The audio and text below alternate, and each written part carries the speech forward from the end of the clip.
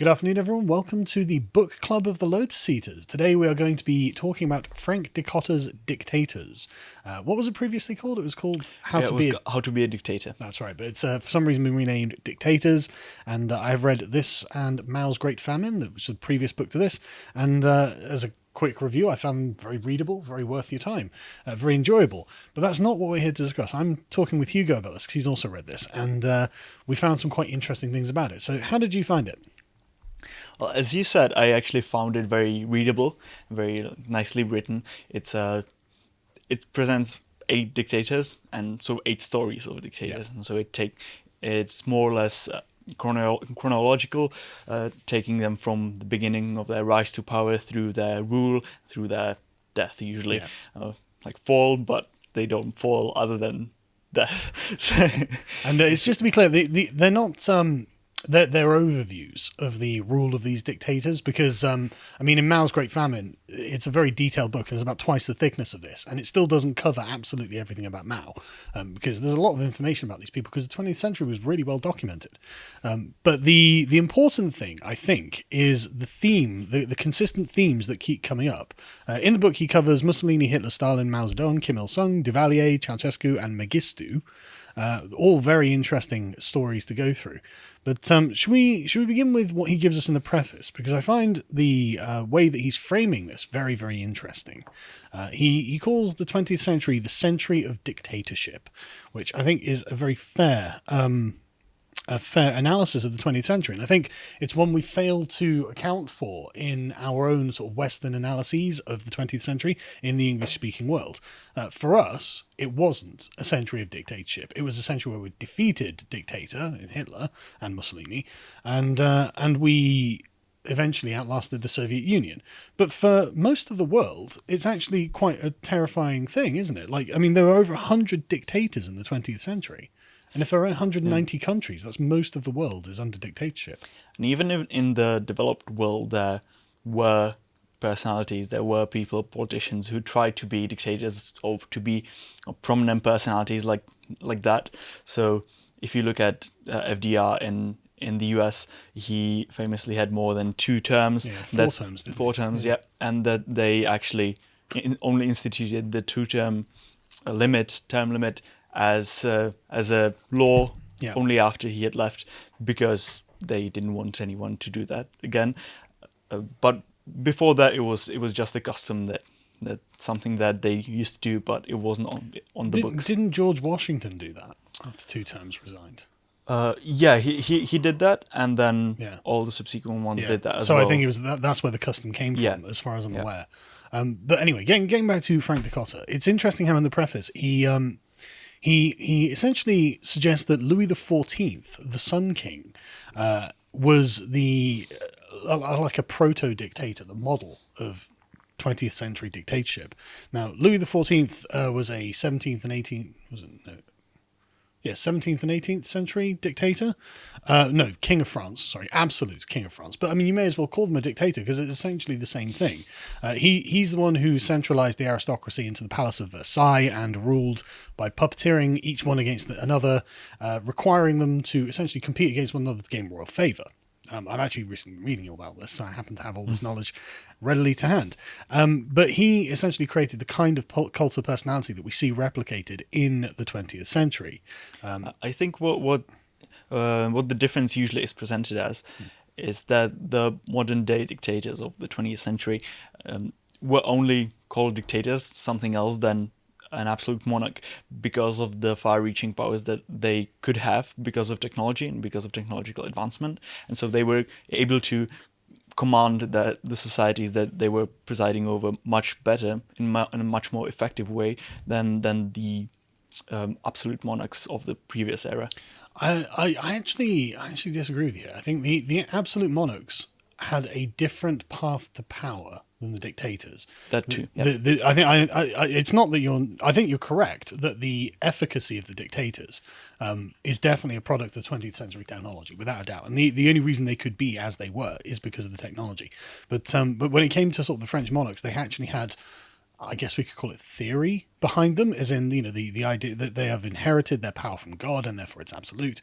And the fact that he brought the aristocrats to Versailles, meant that he was essentially not really running directly the rest of the country in the same way that dictators did in the 20th century.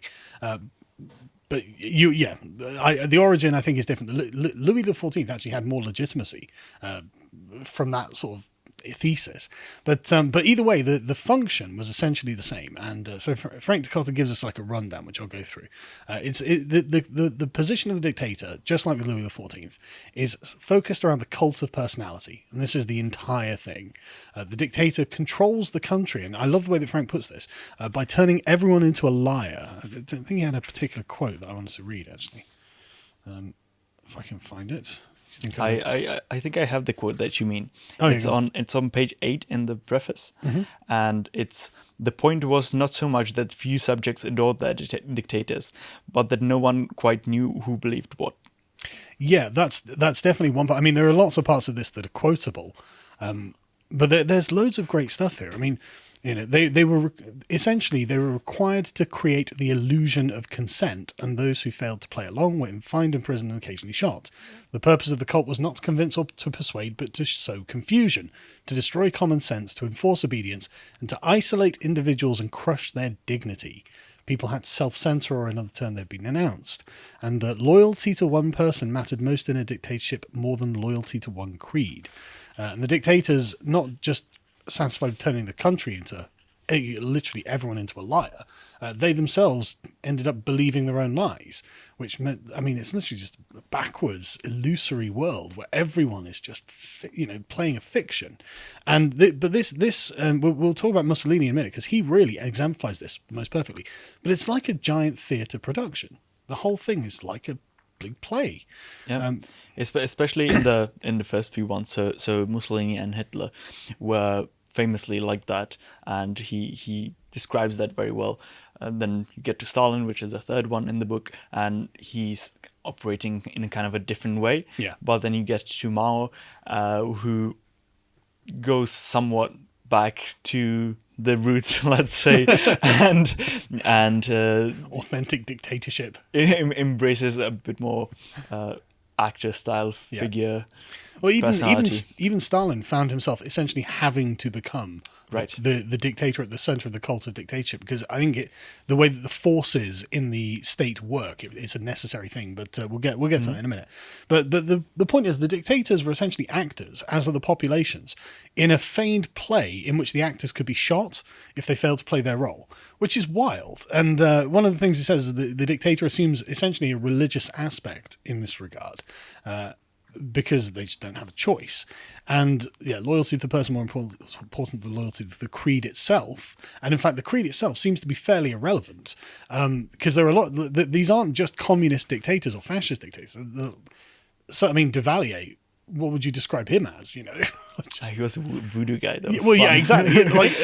We'll talk about him in a bit as well, because he's hilarious. He had this opportunistic approach to his appearance, outward appearance, because don't spoil it. We'll get to it. Okay. Get to it. But the thesis of Dikötter's work is that the cult of personality is the very heart of the dictatorship, and that's, I think, a true observation about the dictatorships. Yeah. I agree with what you just said. Also, I think one of his main points, which is an extension of this to a certain extent, is that dictators are actually weak. That's his position. Dictators are actually weak, because if they were strong, they would be able to make it through elections and rise to power in a legitimate way and keep it that way. And so, if they are weak, they need to construct this alternate reality and construct this myth through acting and through having this play on a national scale, because otherwise it doesn't work in the real reality. Yes, yeah. It's all about mind control, essentially, and this is something that he points out when it comes to Mussolini. So Mussolini was a socialist, edited Il Popolo Italia or something like that, the People of Italy, newspaper where he promoted socialism until he decided actually that wouldn't work, and he became a fascist in 1919. He launched the Fascist Party. And And he wrote quite blistering editorials, apparently, but realised that pomp and pageantry appealed far more to the crowd than incendiary editorials. And that's where it starts getting really interesting, because, like, Mussolini, I love the description of this. Mussolini was only 39. He was small in stature, but created the impression of great height by maintaining a straight back and stiff torso. Right, I'm going to have to practice that. And he also pushed his chin forward yes, like that. Yeah, he had overlooked everyone. Exactly, but you can already see how the theatrical element of it does work. Oh, I bet it does. If you try this on the street, it gives you a weird feeling of like something's up. Yeah, power, like you're raising up. But his face was sallow, his black hair was fast receding from a lofty brow, the mouth was large, the features mobile, the jaw massive, and in the centre of the head, two large, very black, piercing eyes, which almost seemed to protrude from his face. So basically what he's saying is, if you follow these rules, then even an ugly manlet can become a dictator and loved by an entire country, at least for a small period of time, which is a bigger achievement than most ugly manlets get, I suppose, isn't it? So, but it does crack me up how Mussolini was genuinely quite repulsive to look at. Like, genuinely an ugly guy. But then after a few years, he had some good photos. I guess he did, but like he ends up obviously, coming to power how he comes to power. We won't go through the details of his life. But what I find really interesting is he describes himself as Italy's greatest actor and was planning either a career in politics or a career in the theatre. And so it's like he is the perfect model for Dictators' thesis here. But what's really interesting is how Mussolini was paranoid about everything, even the fascists around him, or especially the fascists around him. And that's kind of a running theme throughout all of the dictators as well. Yeah, exactly. Total paranoia about everything, which is why... And an increasing paranoia as their life goes on. Yes, and the way that their lives end, it's what you would expect. If you spent a life being paranoid and purging people, they end up as broken men. But yeah, so basically Mussolini puts himself at the center of political life entirely, and all of the dictators do this. They all make themselves what Frank Dikötter calls the mass celebration of an individual. Mussolini is always right was the regime's motto. Mussolini was not merely sent by Providence, but the very incarnation of Providence. I can't even imagine saying that about myself. I'd be embarrassed. Like, God, what, me? No, not if you apply the statue. Oh, well, yeah, that's a good point, yeah. Yeah, I'm not sitting straight enough, am I? Don't my chin enough. But the funny thing is, like, the whole thing, it really is about, Mussolini, the director, all of the dictators. And the funny bit about Stalin is that he wasn't like this.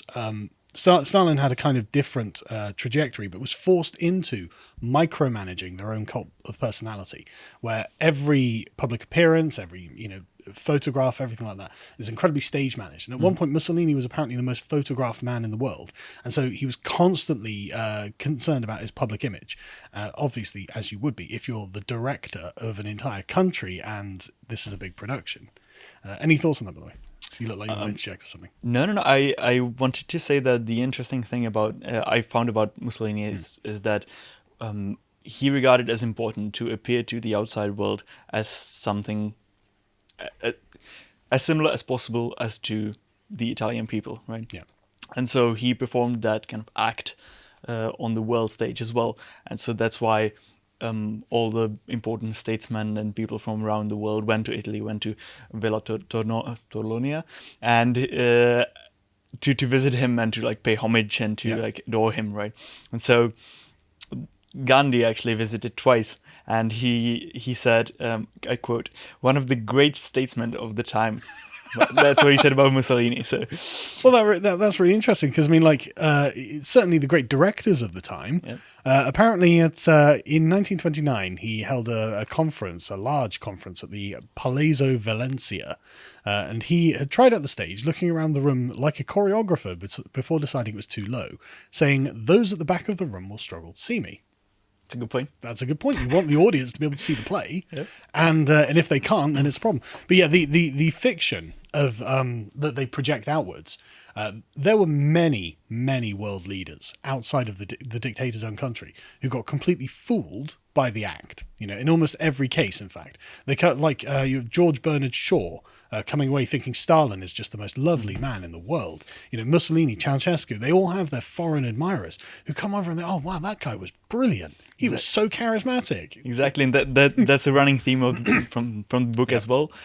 Each of the dictators has a token Western journalist who comes in, gets brainwashed essentially, and then comes back and says that they're amazing, everything's great, and the country is thriving. And it's the way that Callum feels about North Korea.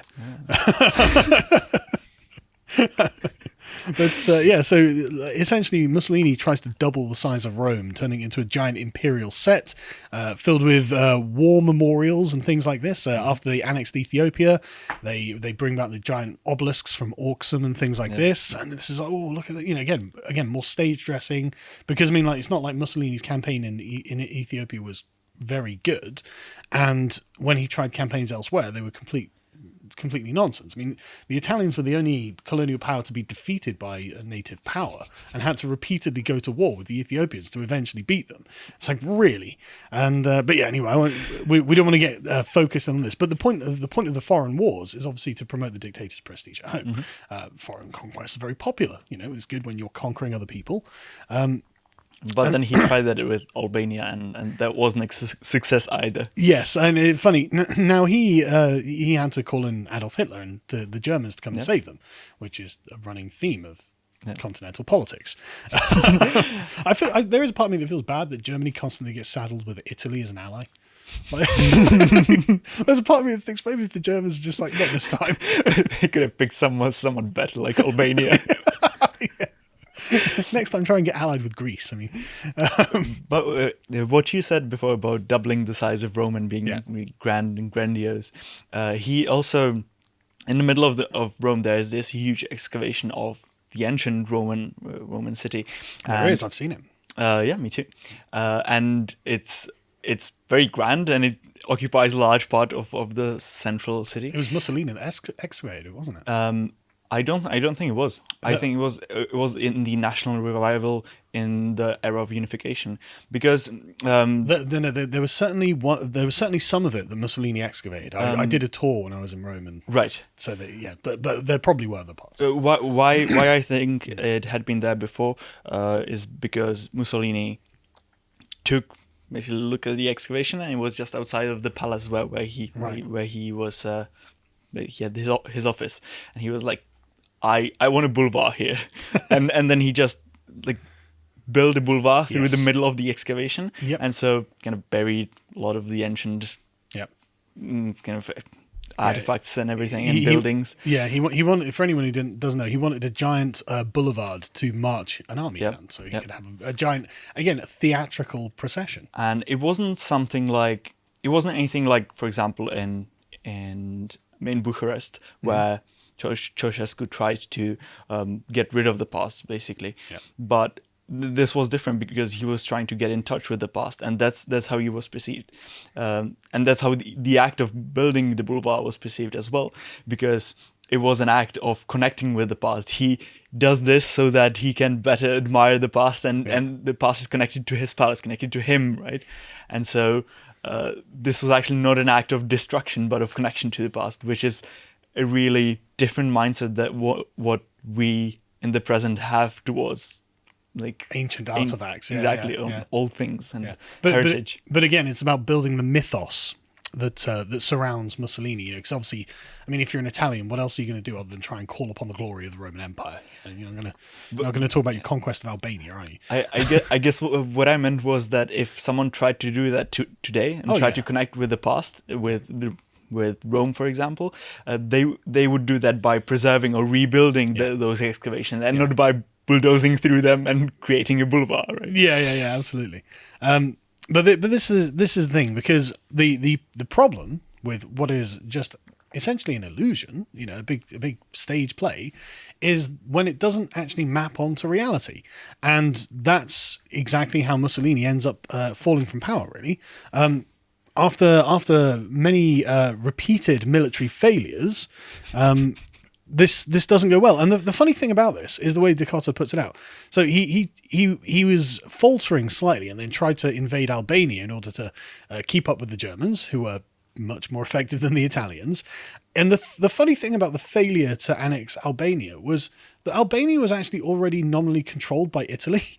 Like so, like they're essentially like an Italian, like Satellite state. yeah, satellite state, yeah, and yet they still fail to invade.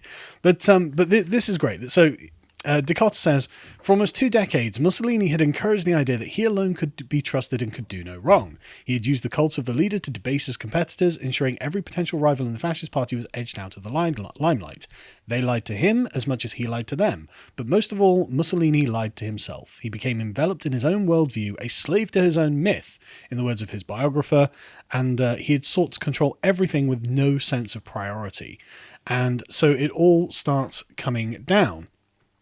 Right. So yeah, after these failures, people start becoming disillusioned with Mussolini, because after the conquest of Ethiopia, that's probably the one time in Mussolini's life where everything seems like it is as the play is suggesting.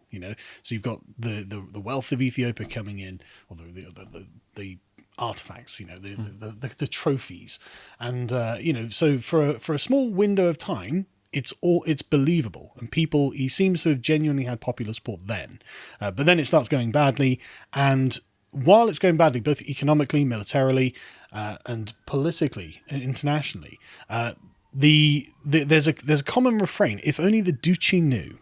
And this is, thanks sirens, we're discussing it, we're not doing it.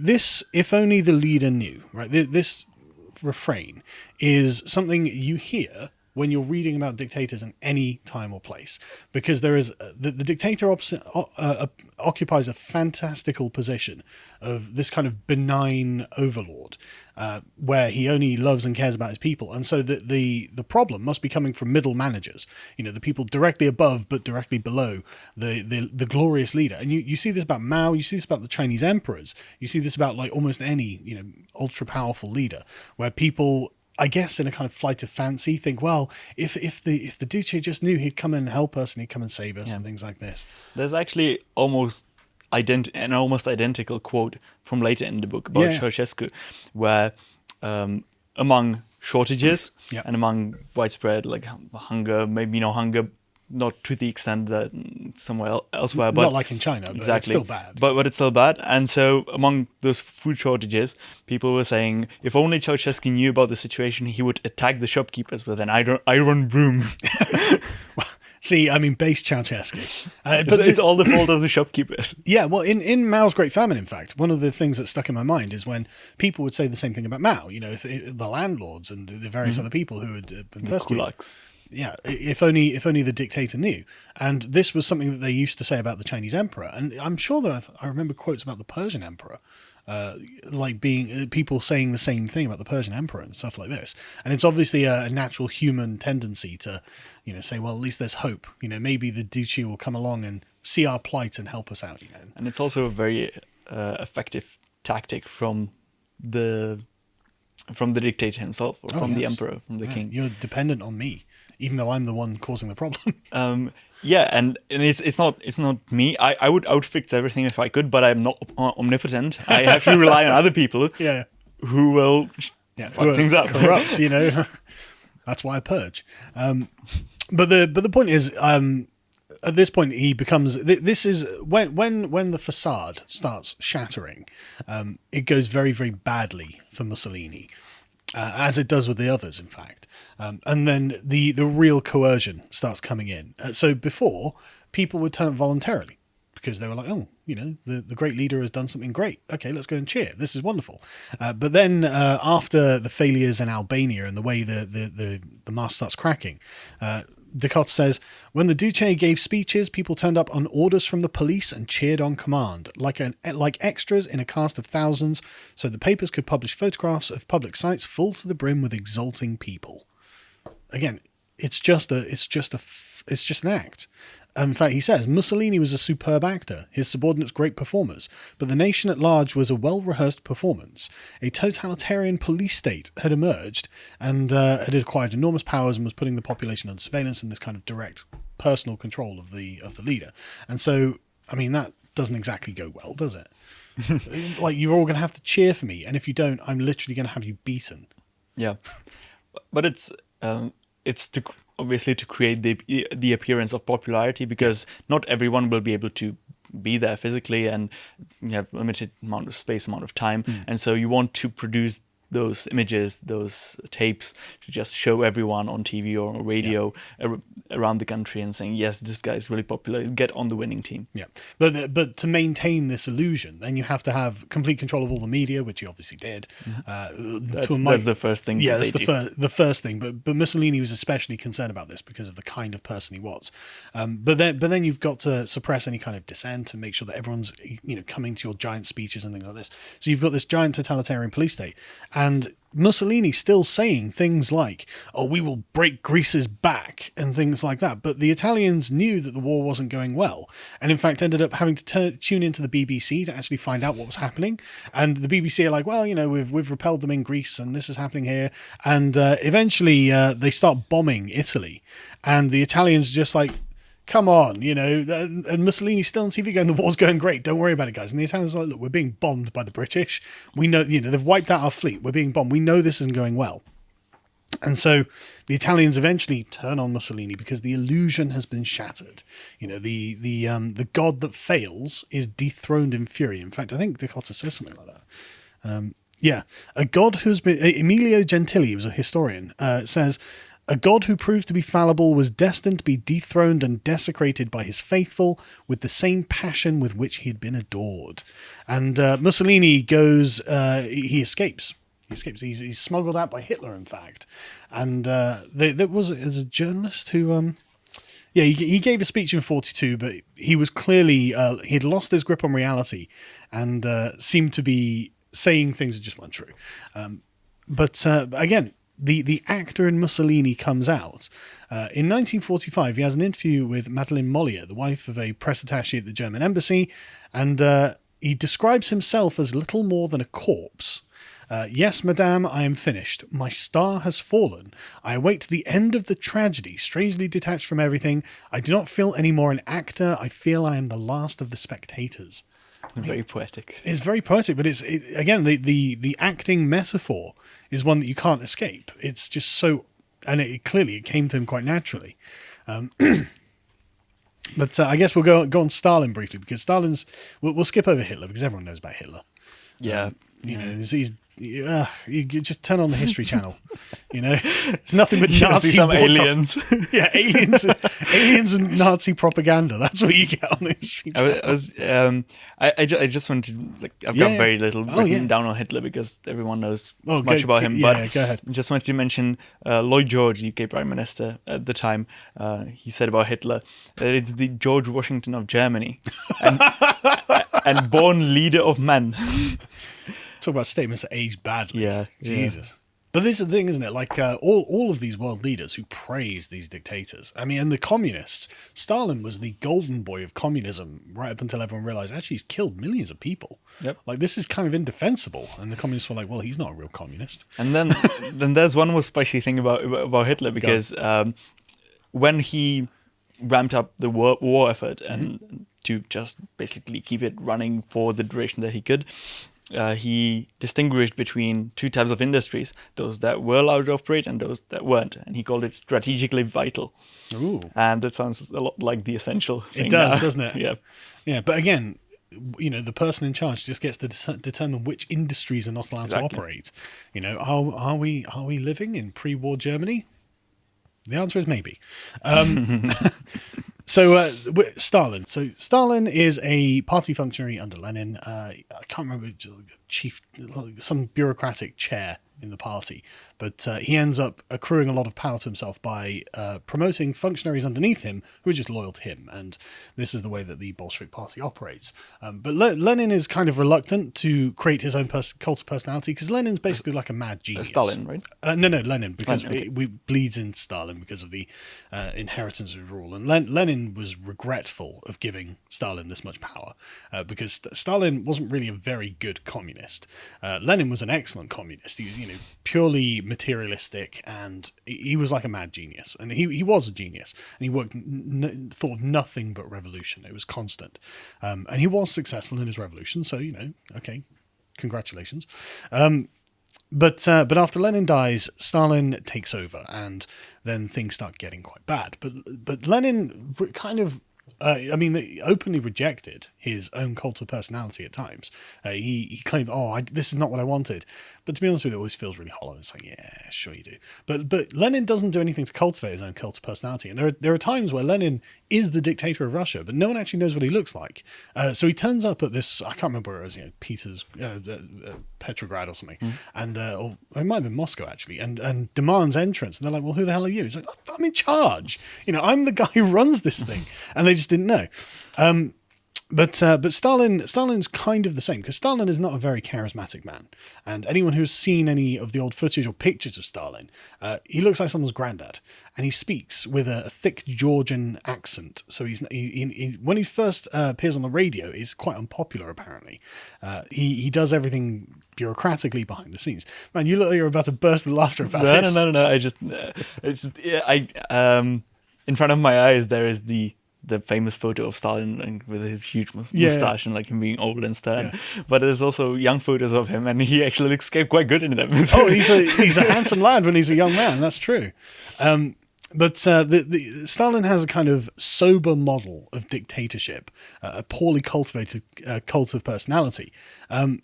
But he does also have a permanent distrust of those around him because of the deep factionalism within the Bolshevik party, which is just a common characteristic of any communist revolution from the start. Well, when he came on, he had to get rid of Trotsky because those were basically the two main figures who were battling for the control of the party and of the country.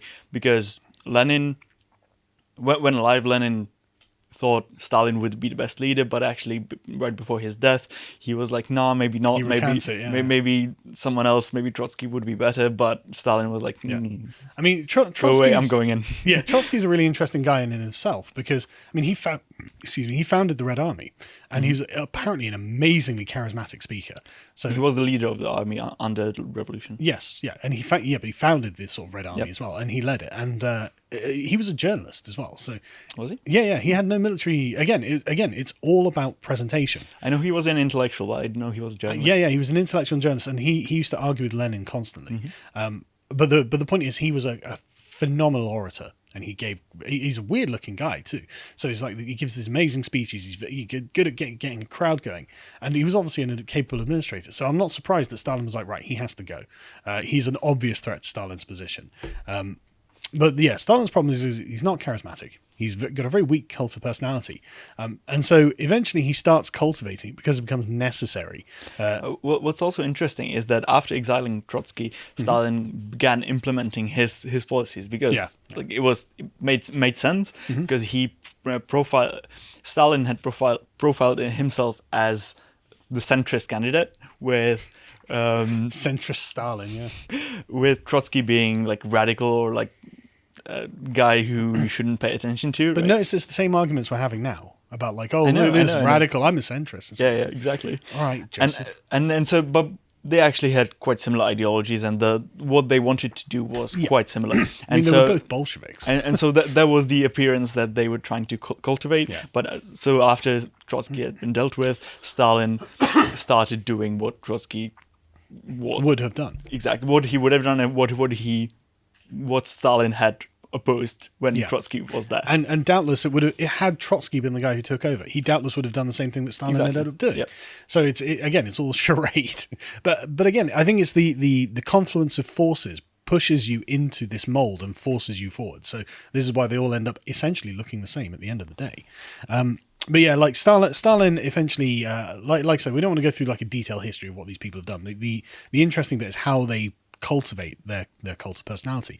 And Stalin kind of begins essentially by editing his own bios. One of them called Stalin Laughs, which was a sycophantic piece someone else had written, but he decided to edit it himself. And this is where it kind of begins. And there was actually, I think, the first piece covered by or written by a Western journalist about him. And so that's how he became famous in like Western circles as a person, not as just like a distant politician. Let me see if I can find the journalist in Lyons, Eugene Lyons, who was a huge fan of him, met him personally in his office, a fellow traveller, so a communist, who had been carefully selected from dozens of reporters in Moscow. And Stalin met him at the door. He smiled, but there was a shyness that instantly disarmed the correspondent. His shaggy moustache, Lyons reported, gave his swarthy face a friendly and almost benign look. Everything spoke of simplicity, from his relaxed manner, the austerity of his attire, the Spartan nature of his office, to the quiet, orderly corridors of the headquarters of the Central Committee. Stalin listened. He was thoughtful. "Are you a dictator?" Lyons asked eventually. "No, I'm not," he replied gently, explaining that all the party decisions were collective and no one person could dictate. What horseshit. What a simp. Well, yeah, what a simp, right? but I mean, goddamn. We're so sorry that the police are busy, but he's exactly saying that it's someone who is totally sympathetic, specially chosen and given a false narrative, completely false, and then they go away and write for the rest of the world. Oh, look how wonderful this dictator is, or not a dictator in this case, and it's all a fiction. It's all a fiction. When you were saying that Stalin didn't have the same cult of personality at the start, and that he did it in a different way. An interesting part of the story was that under the concept of the dictatorship of the proletariat, it was a taboo to call Stalin a dictator. Yeah. So the quote is, "Even as Stalin's cult pervaded all aspects of everyday life, the very idea that Stalin was a dictator became taboo." Yes. And so that's a really interesting twist in the story, because I'm actually on that page right now. Stalin get around the paradox of it, because exactly, you can't call him the dictator because it's meant to be the proletariat, and so. But this is why I think that Frank Dicotter's got a really good angle here, because, like I said, even in an ideology that diametrically opposes the idea of a dictator, you still end up with exactly the same kind of form and function of the dictator in exactly the same way as someone who's a fascist or a devaluerist, whatever we call those, or a Mengistuist, whatever he was. In fact, he was a communist, wasn't he? Yep. So all of these weird people, but. From Henry Barbusse to George Bernard Shaw, foreign celebrities helped Stalin get around the paradox at the very heart of his cult. I bet they did. Like, unreal. But yeah, anyway. But Stalin therefore starts pruning his cult of personality. I mean, he provides all the documentation for his biographer, which is, just glowing in praise. Much like Mussolini, did nothing wrong, could do nothing wrong, and so he had become a totally ubiquitous thing. So even during the height of the campaigns of terror between 1937 and 1938, Stalin was glorified by everyone because he had pushed his cult. But the model of the cult became a model that his underlings would take on themselves. And so but by the end of the 1920s, virtually every leader, down to directors of local enterprises, had their workers carry their portraits in triumph on public holidays. Where's my portrait? I've only been here for like a month. I need it carried in triumph. What's going on? They needed a decade. Well, that's true. Technology has advanced though. But this is the point, it's like, what a ridiculous thing. My line manager is having me carry along his portrait. Why? Because Stalin has him carry his portrait. It's embarrassing. It's really embarrassing. But apparently it was not a rare incident for workers to compose a letter to Stalin during a meeting in the Stalin House of Culture of the Stalin Factory on Stalin Square in the city of Stalininsk. Because everything is named after Stalin. This is how ubiquitous Stalin becomes. The cult of personality pervades everything. Exactly the same with obviously Mussolini and Hitler and all the rest. It's just their portraits everywhere, and everything is named after them. And like Mussolini, what did he call the boulevard? He must have called it like Mussolini Boulevard or something. I think it was something Rome related. Yeah, but he did have a bunch of buildings named after himself, didn't he? There was some forum. I'm not sure about that, but no. A stadium. That was it, a stadium. Yeah. Modeling himself after a Roman emperor or something. But yeah. So, and again, the interesting thing with Stalin is he gets called today's Lenin, which is good. But then the same sort of thing happens to the Soviets in Finland that happens to the Italians in Albania, where they think, well, Finland's a tiny backwater country, we'll invade it. And as Dikötter says, what should have been an easy victory in 1939 turns into a bloody stalemate with more than 120,000 Soviet casualties. That's unreal. The Great Terror clearly crippled the Red Army since some 30,000 officers had fallen victim to Stalin's purges. Now, for anyone who doesn't know anything about the military or military history, your officer corps is really what carries the army, because they're the ones who are making decisions when you're not there in the heat of the moment.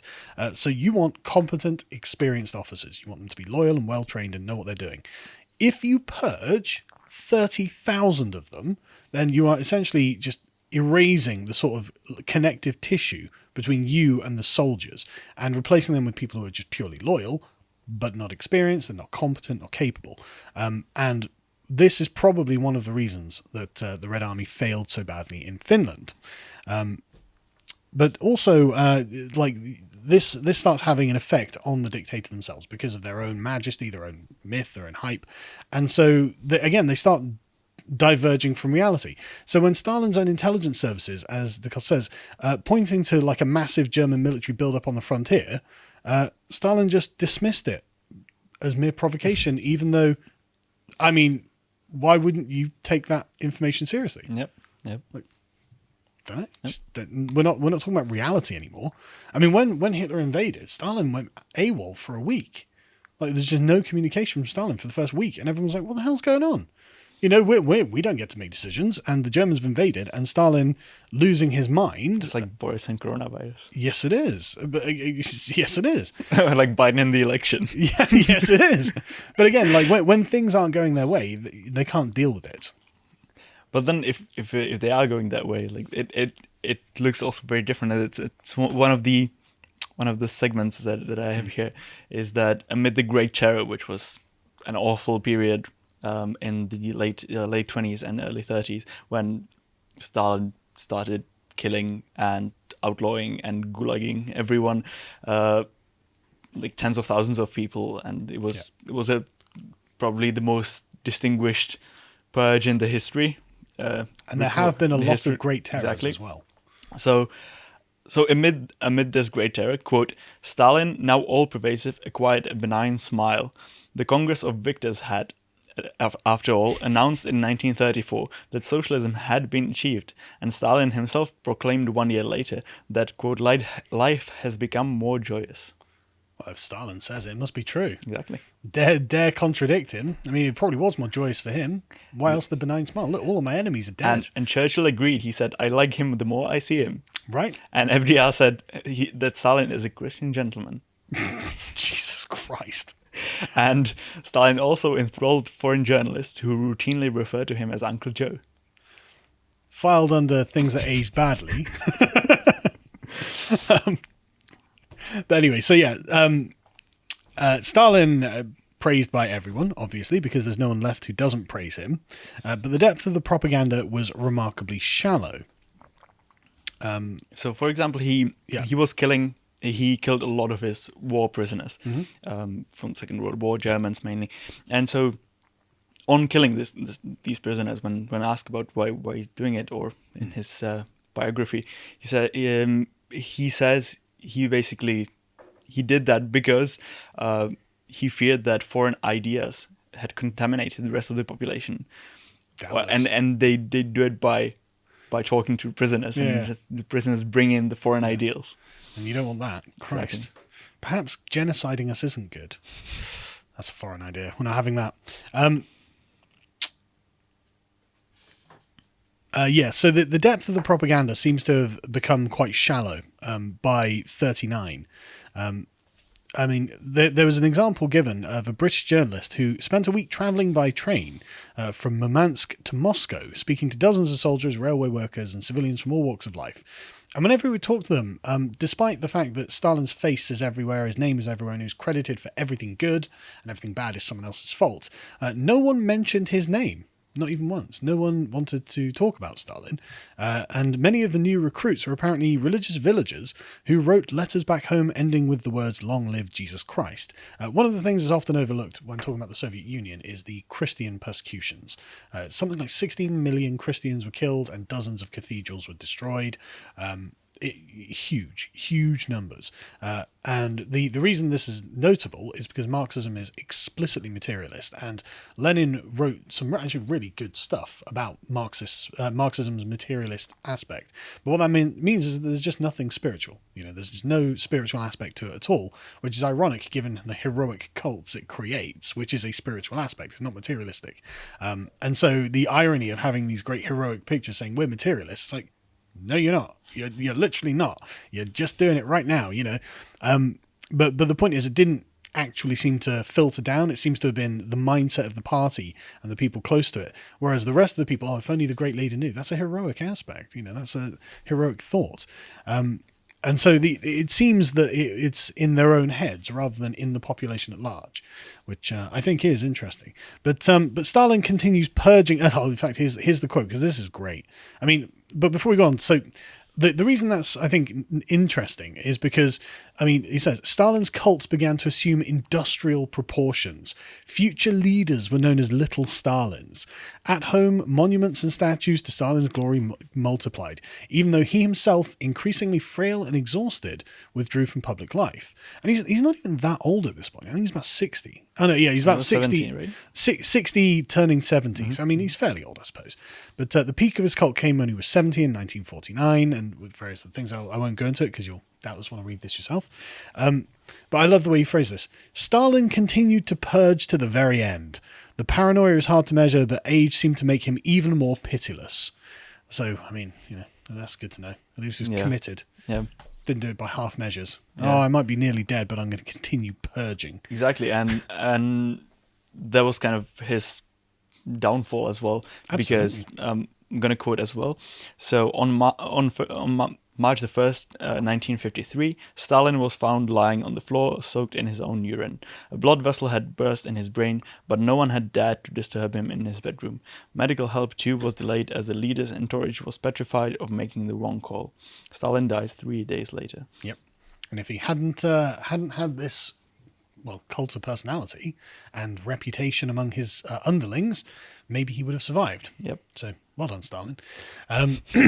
And the same is essentially the same for Mao as well. Mao, one thing I found interesting about Mao is how he, and I don't recall I mean, it is a ubiquitous feature that the dictators, when they're touring around speaking to peasants and various underlings, they take on the mantle of an infallible genius. And the one of the reasons that Kim Il-sung, in fact, is remarkable is that he actually doesn't do this. Kim Il-sung is actually surprisingly modest and says, look, I don't know anything, but I really like fish, or whatever it is Callum was saying. The quote that Callum has, because Callum was obsessed with North Korea for some reason. But Kim Il-sung is the one dictator that Dikötter talks about who doesn't pretend to know everything, whereas Mao calls himself the greatest theoretician and scientist in all of Chinese history. Then why couldn't you get the crops to grow, Mao? And then the official ideology that he established was called something like Marxism, Leninism, Mao thought. Yes. And he has his little red book, which is a collection of sayings. It's the most read book on Earth. Is it? Yeah. Well, even past the Bible? Most printed, most read. Right. Because there are a lot of Chinese people as well, so a lot of Christians. But I knew that it was massively popular. I didn't know it was more popular than the Bible. That's interesting. So. But I mean that's from the greatest theoretician and scientist of all in China's history. So it must be a good read. But it's gripping. But yeah, again, all of the same things happen with Mao. I love the by the end of 1943, Mao was everywhere, prominently displayed with his picture next to those of Marx, Engels, Lenin, and Stalin. Although as time goes on, and in other places, Marx, Engels, Lenin, and Stalin, they fall by the wayside because they're far less important. We've superseded them. But people sang to his glory. The east is red, the sun is rising. China has brought forth a Mao Zedong. He seeks the people's happiness. And it's really funny because you think, right, let's assume we've got this kind of, again, very heroic. That is just classic Chinese heroism. But a Mao Zedong is this little fat bald guy. Okay. Right. I mean, if Superman looked like a little fat bald guy, I'd have a bit difficulty buying into the cult, but I guess not. But one thing I love about Mao, again, the delusions they lead themselves into. When in February 1957, essentially by this point Mao has abolished dissenting thought, and he can tell that it's not going brilliantly. And he thought that what he would do is, because everyone thinks he's great, and he thinks everyone thinks he's great, well, what he can do is have 100 flowers bloom, and let all of these ideas, let 100 flowers bloom, let 100 schools contend, urging ordinary people to overcome their hesitations about speaking out and actually come forward with ideas. And I mean, why they would be so reluctant to speak out against the great leader is presumably because he was just right about everything. They didn't want to look silly. But as Dikötter says, Mao badly miscalculated. He had hoped for an outpouring of adulation in which his admirers would punish a party that had written Mao Zedong out of the constitution. Instead, the people wrote pithy slogans in favor of democracy and human rights. I can't believe they don't love me for all of the trouble that I've caused them. Because I mean, at this point, the Chinese have gone through various purges, terrors, famines, and it's been quite terrible. And so this happened. He badly miscalculated, and so yeah. He got them all purged. So yes, exactly. Mao then cracks down on this, and it, purges God knows how many people because of he literally says, "Hey, why don't you speak up?" That was a mistake. But also this miscalculation, let's say, might have happened because Mao's New Democracy, his book that he come up with a couple of years or decades before even, in that it was his bid for power, and he promised unity, he promised a multi-party system, he promised democratic freedoms and protection of private property. And Dikötter says that it was an entirely fictitious program, but one that held broad popular appeal. Just like food. So people didn't, even in China, people didn't really want communism. No. Surprisingly enough. Well, he promises them food, they don't get food. He promises them democracy, they don't get democracy. It's weird. But after this, he kind of relaunches his cult of personality in the early months of 1958, saying, "What is wrong with worship? The truth is in our hands. Why should we not worship it? Each group must worship its leader, but it cannot worship its leader." What? But it cannot worship its leader, Mao observed, explaining that it was the correct cut. Right, okay. So, and then the next person, one of his loyal followers, the mayor of Shanghai, in fact, says, "We must have blind faith in the chairman. We must obey the chairman with total abandon," and that Mao was the personification of truth. I mean, that's literally he's taken on the mantle of Jesus. It's literally a religious cult. And so we get a bit more on Mao insisted on absolute loyalty, turning everyone into a flatterer. As a result, decisions were made on the basis of the chairman's whims, often without any concern for their impact. And even a mild letter of criticism about the Great Leap Forward was considered to be a stab in the back. So when you said the thing about Mao being the truth, what I recall, and I just found it, was that just yesterday, I think, the former CIA director Michael Hayden was reported as saying on Monday that the intelligence community will recover under President like Biden after like attacks from Trump, right? And he is the former CIA director, so he's like the intelligence community guy, and he says intelligence is truth. We want to know truth. He like weird. I was quoting verbatim. There was not a mistake on my part. Yeah, not the personification of truth or anything. But the point is, again, like in the much the same way as Mussolini, he turned everyone in the country into a flatterer, into a liar. And from this perspective, he just doesn't understand the damage that he's doing. And that's whereas people like Hitler and Stalin may have well been malicious and deliberate, and I don't doubt that Mao, on some level, knew that what he was doing was deliberate. But I do think that at this point, Mao is probably just what we could essentially classify as insane, making decisions that he doesn't understand, that he never see the impact of and will never be affected by. And I mean, there are times where he's like ordering them to throw away tons of grain because of I can't remember what it was. What was the reason? I can't remember what the reason was, but it's some lunatic thing. And so you find but it might be perfectly sane. Like Western politicians did that as well. I mean, FDR did that in the New Deal, basically. Yeah, but no, this was not perfectly logical. But to the It was not logical, but it was done under sane perceptions. Yeah, but but this wasn't the case. I can't remember what it was now. It was in Mao's Great Famine, actually. Right, okay. But basically, you'd have like the drains clogged up with rice, uncooked rice, just clogging the drains, like tons and tons of it being thrown away. And it was all because of a fiction that they told themselves as well. They had told themselves that they had harvests far greater than they had, and the people at the bottom of the chain were afraid of reporting up the chain because of what they thought might happen to them. And so they would just lie and say, oh no, we've had these amazing harvests. And so Mao gets all this information and going, well, we've just got too much. We're going to have to bin a bunch of it because we can't use it. And so people were told then to throw the things away and things like this. And it's just like, this is just all nonsense. This is just all lies. But Mao, being the personification of truth, must have all of the correct information. And so it's not just that they lie. This is the consequence of turning an entire country into liars. The information you get as the guy making the decisions is all wrong. And then you lie about you've got a wrong impression of yourself being literally someone who you think should be like Jesus, and it's mad. And then of course, who takes responsibility from this disconnection from reality? Well, it's not Mao, is it? It's Enlai. It's his second hand. Yeah, it's that keeps repeatedly getting beaten and browbeaten into submission, and you're saying I'm bad, I'm wrong, I did everything wrong. It's not even that though. It's worse than that, in fact. So everything's going on. It's being described as a man-made disaster because this is exactly what it was.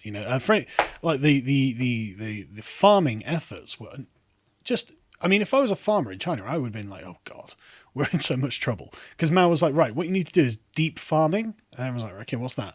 Well, what you need to do, instead of planting the seeds like, 5 inches down or whatever, you need to plant them 1.5 meters down. And you need to, instead of giving them the space they need, make that half the space so we can get double the crop. That'll be fine. Do that. I mean, they've been farming in China for like 10,000 years. They must have known this wasn't going to work. They must have known. But when this man-made disaster goes on, a guy called Lin Bao says, no, the Great Leap Forward was actually brilliant. The thoughts of Chairman Mao are always correct. He is never out of touch with reality. And so Zhao Enlai steps forward and takes the blame for everything that has gone wrong. These are party officials directly under Mao.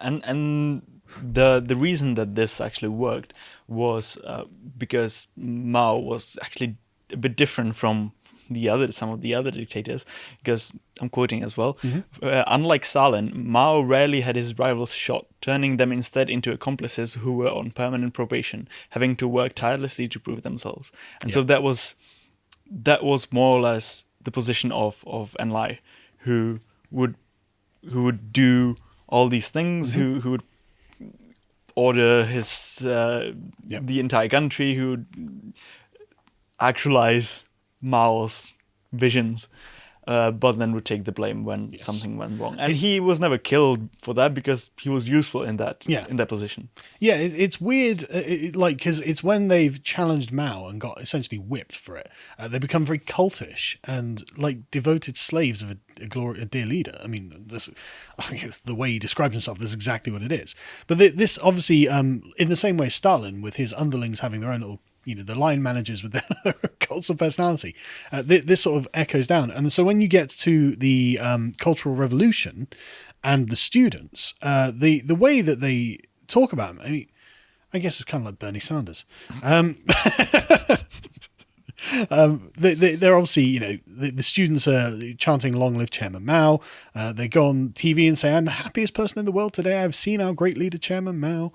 And so this all becomes a giant delusional act.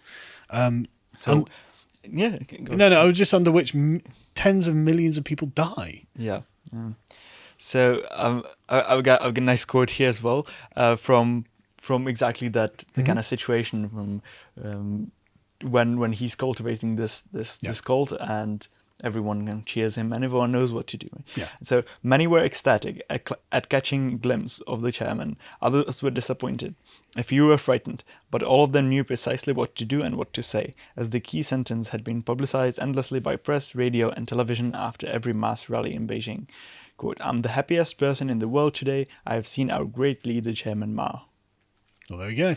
That's okay then. That's everything you needed. So yeah, and obviously the problem with it is that you don't know whether it's sincere or not. And so Well, of course, it's not sincere. Well, I mean, you say that. I say that. Of course, it's not sincere, but it might be. It might be that these people are so delusional. They've only had information that all the propaganda. Like, this is a point that why is the name not coming to me? Friedrich Hayek.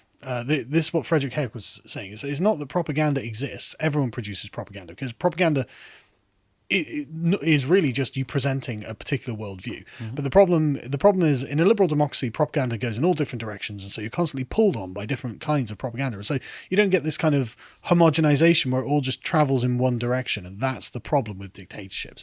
So these people might have actually not known any different, and so they might genuinely have been wrapped up in this thing, believing that Mao is basically Jesus returned and he's come to save us. But the final one we'll talk about is Duvalier, because this. Again, Duvalier was not ideological, or at least very ideological, in the same way that the communists and the fascists were. Yep. Duvalier was like a Haitian doctor who had become a physician and gone into politics, and he was a firm believer in voodoo. He actually was in Haiti. Initially, voodoo was outlawed, but he ended up getting it changed throughout the course of his reign because he was very into it. And the thing is, he was what I guess we could call a racial determinist. In an article published in 1939 entitled "A Question of Anthro-Sociology, Racial Determinism," the author insisted that biology determines psychology as each racial group had its own collective personality, which is something we disavow, of course. But yeah, he's a mad voodoo doctor who takes over Haiti, and he models himself on something called Baron Samedi. Now, if you don't know what Baron Samedi is a voodoo spirit of the dead who apparently wears thick, dark spectacles and occasionally appeared in public with a top hat and tailcoat, and would mumble mysteriously in a deep nasal tone as if chanting incantations against his enemies. And he came to encourage these sort of rumors about his links with the occult. And in 1958, American anthropologist Harold Colander came to pay his respects, and these guys knew each other when they were in medical school. He'd known him from his early years at the Bureau of Ethnology, and the visitor blinked in surprise as a guard led him into a pitch-dark room draped with black curtains. Duvalier, dressed in a black woolen suit, sat in front of a long table with dozens of black candles, surrounded by his Makoots, which are his thugs, wearing their dark glasses. Again, incredibly theatrical. Like, it sounds like it's a set of a movie, doesn't it? And this guy's like, all right. But at the same time, he was probably sincere about that, because in other respects, he wasn't really known for cultivating this cult of personality as some of the others. And even his impact on, for example, the Haitian countryside wasn't that great, right? It wasn't that intense, and it was not compared to Mao. Compared to all of them, because he was just focused on maintaining his position in the palace, in the capital, and being just in power and being able to hold power, and maneuvering the sources of power and external relations in order to preserve it. Yes, I think you've hit on a really good point here, actually, because Duvalier wasn't really a revolutionary. He described himself as an incarnation of Haiti. So he wasn't against the current order. He didn't have a great revolutionary plan to reformat the country in the same way that the communists did. He just seems to be completely bonkers, frankly, and like a power mad. And like you say, he did have, reign of terror, secret police, suspension of civil liberties, and a paranoid one-man dictatorship, because they are necessary components to construct a dictatorship. But like you say, outside of his influence, it wasn't as pervasive a state that he didn't create as pervasive a state as some of the others. He did turn everyone into a liar in the same way that all the others did. But like you say, he wasn't very ideologically driven. It was just, I can be powerful. this way, and I mean maybe there's some deeper voodoo nonsense underlying it, but Frank Dikötter doesn't really indicate that that's the case, and so Duvalier just seems to have been a little power mad loon. So what I thought about it, why I was saying that was that I've got this quote here from his late reign, and Dikötter talks about how he doesn't have that much of a control over a lot of things that happen in the country, and in that way that he's way different from the others. And so he says, Duvalier rarely left his palace and never traveled the country. The Macotes, that were the black shirts basically, ensured that thousands turned up on the lawns of his palace to dutifully acclaim him several times a year, but otherwise the vast majority of people were left alone. There was no official ideology, no all-encompassing party, no attempt to institute thought control, even though dissent was prohibited. The radio occasionally broadcast his speeches, but until 1968, stations in the north of the country were too weak for reception.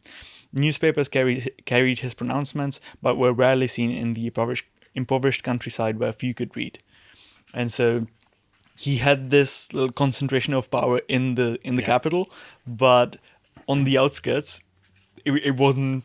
He didn't have that much of an impact. He was basically unknown there. Well, this did change as well. So I can't remember at what point it was, but apparently at one point the New York Times, I think it was, wrote an article that was quite scathing that he took very seriously, and so he would make public appearances. But again, these would be very stage managed because you don't want the peasants like doing things. But yeah, and that's the Duvalier story, and what's interesting as well. There's a quote from him that Dikötter gives that he says every leader must have a doctrine. But like you say, he actually doesn't seem to have exhibited much of a doctrine of his own.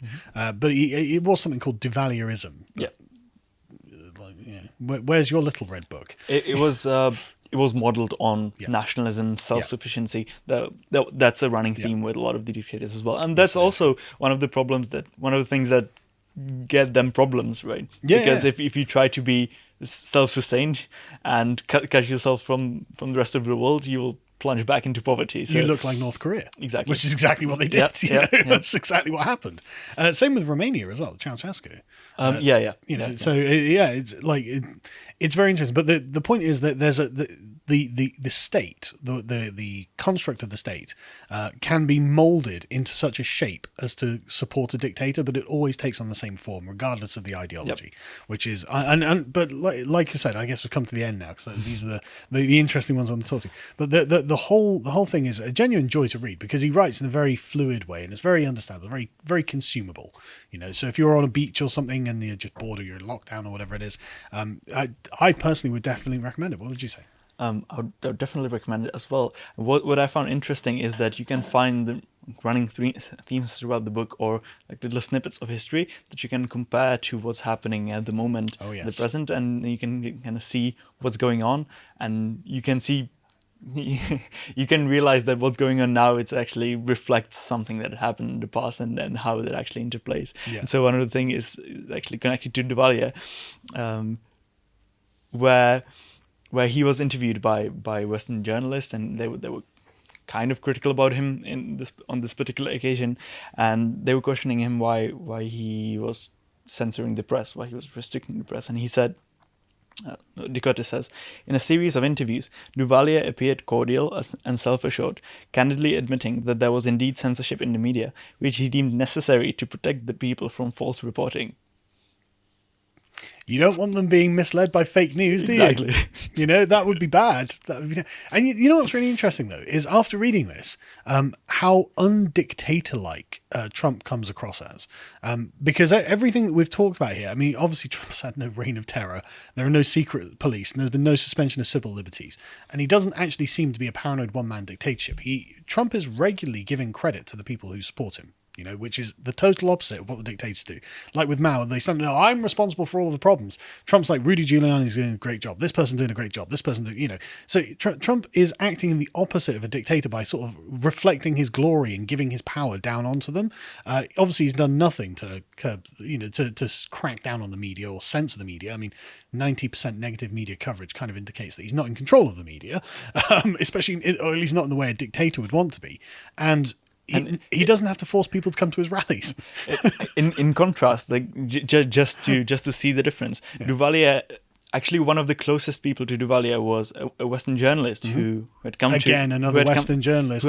But this was actually a closer relationship because that journalist came to Haiti, and he was the main person responsible for Duvalier's public image abroad, and he actually became the director of public relations for Duvalier, despite not being a Haitian and despite being Westerner.